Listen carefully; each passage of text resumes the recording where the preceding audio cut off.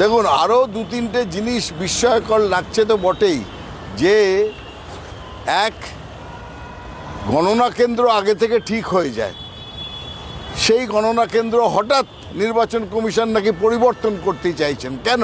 BJP চাইছে বলে।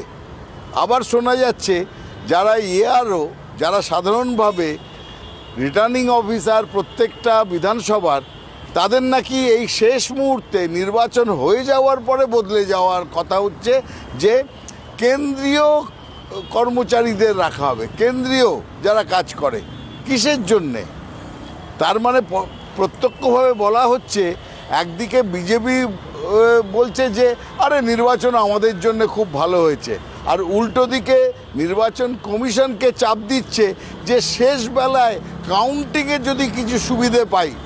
নন্দীগ্রামে শুভেন্দু অধিকারীর 2021-এর জেতার ঘটনা, সেটাকে মনে করিয়ে দিচ্ছে যে লোডশেডিং প্লাস যে রিটার্নিং অফিসার হবে সে আমার, কেন্দ্রীয় বাহিনী আমার হবে, পর্যবেক্ষক আমার হবে, তারপর যা ইচ্ছে রেজাল্ট বার করব।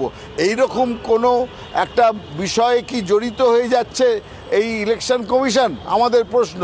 তাই জন্য হাইকোর্টে কেস গেছে। এইভাবে হঠাৎ হঠাৎ ইলেকশন কমিশন মত বদল করতে পারেন না। স্টেক হোল্ডার অর্থাৎ পলিটিক্যাল পার্টিদের বিশেষ বক্তব্য আছে এই বিষয়ে। এরকমভাবে ইলেকশন কমিশন তুগলকি মনোভাব দেখাতে পারেন না।